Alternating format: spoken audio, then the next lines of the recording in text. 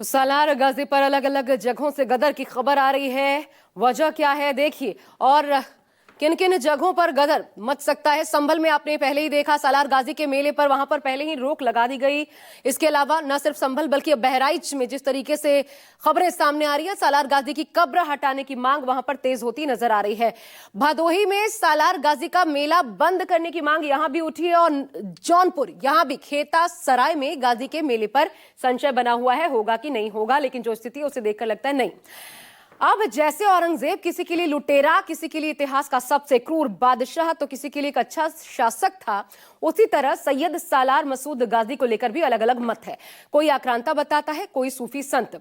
गाजी के खिलाफ और गाजी के पक्ष में क्या क्या तथ्य रखे जा रहे हैं, अपनी अपनी ओर से देखिए। खिलाफ और पक्ष दोनों ही हम आपको दिखा रहे हैं। सैयद सालार मसूद गाजी लुटेरा हत्यारा था, जबकि पक्ष वाले कहते हैं महान सूफी संत था गाजी। इसके अलावा सैयद सालार गाजी ने सोमनाथ का मंदिर लूटा। जो खिलाफ हैं वो कहते हैं, पक्ष वाले कहते हैं कि मंदिर पर हमले के वक्त गाजी की उम्र मात्र 11 साल थी। 11 साल का बच्चा मंदिर कैसे लूट सकता है।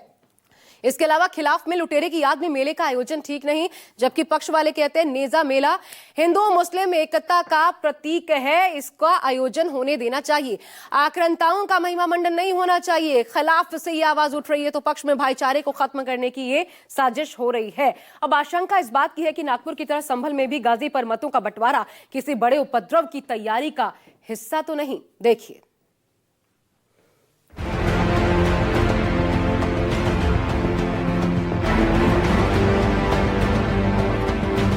संभल के नेजा मेले से शुरू हुई सियासी जंग अभी भी जारी है और उसकी तपिश अब बहराइच तक पहुंच चुकी है, क्योंकि सालार मसूद गाजी की मजार बहराइच में, यहां भी हर साल जेठ का मेला लगता रहा है, लेकिन अब इस बार मेले से पहले बवाल खड़ा हो गया है। दरअसल कुछ संगठनों ने इस मेले का विरोध किया है। इन सब ने डीएम को चिट्ठी लिखी है और मेले को न करने की मांग की है।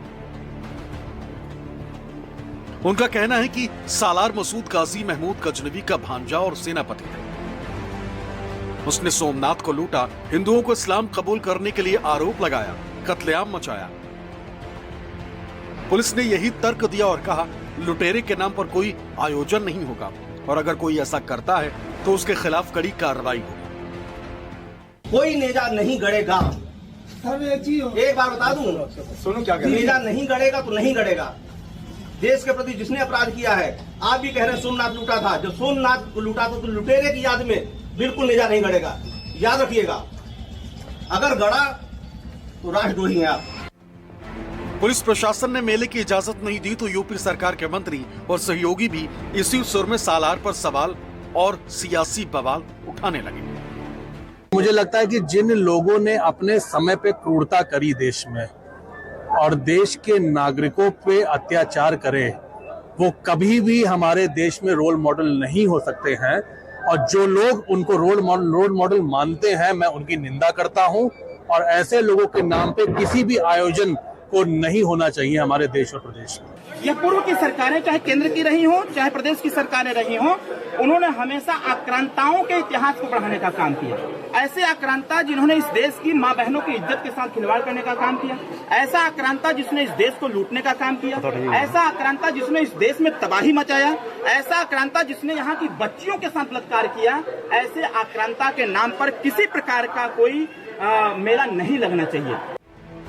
बहराइच का जेठ मेला हर साल 15 मई से शुरू होकर 1 महीने तक चलता है। इस मेले में देश के विभिन्न राज्यों से लाखों श्रद्धालु आते हैं। परंपरा के अनुसार जियारत के लिए मजार शरीफ का मुख्य फाटक खोल दिया जाता।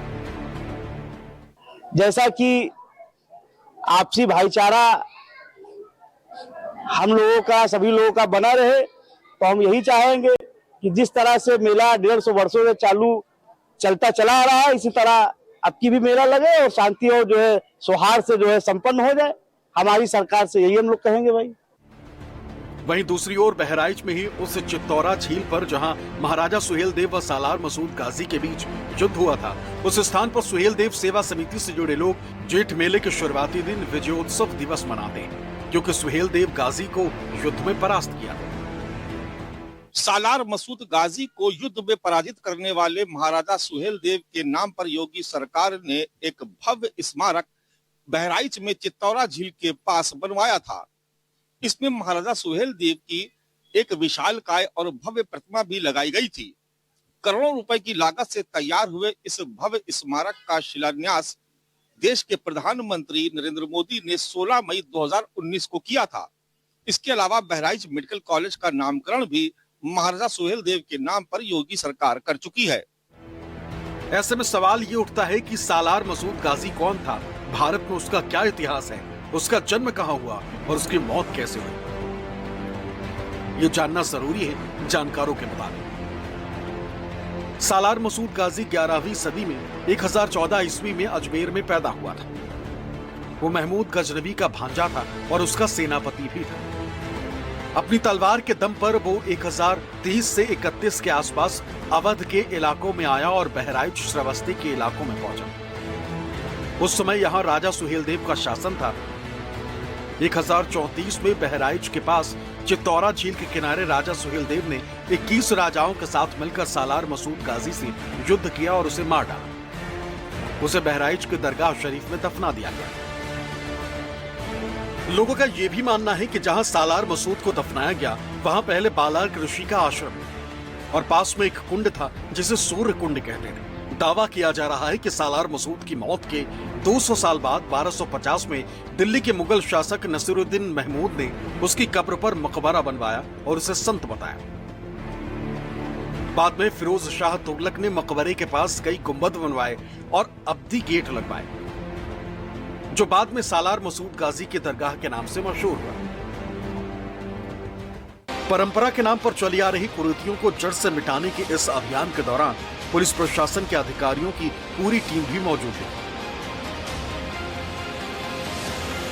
सर, क्या पूरा मामला है, किस कारण इसको मना करा गया? चूंकि ये कमेटी का कहना है ये तो बरसों से लगता था। यह मेला काफ़ी समय से लगता था, परंतु कुछ लोगों द्वारा आकर इस पर आपत्ति प्रकट की गई कि यह कुरीति है। यह अब्दुल सरार गाजी के नाम पर लगाया जाने वाला मेला है, उसकी याद पर लगाया जाने वाला मेला है। मेला कमेटी से पूछने के बाद उन्होंने भी अवगत कराया कि यह जो अब्दुल सरार गाजी है यह महमूद गजनवी का जो भांजा था, उसका सेनापति था और साथ ही इसके द्वारा सोमनाथ मंदिर सहित अनेक मंदिरों को तोड़ा गया, हत्याएं की गई। उनकी याद में यह मेला लगाया जाता है।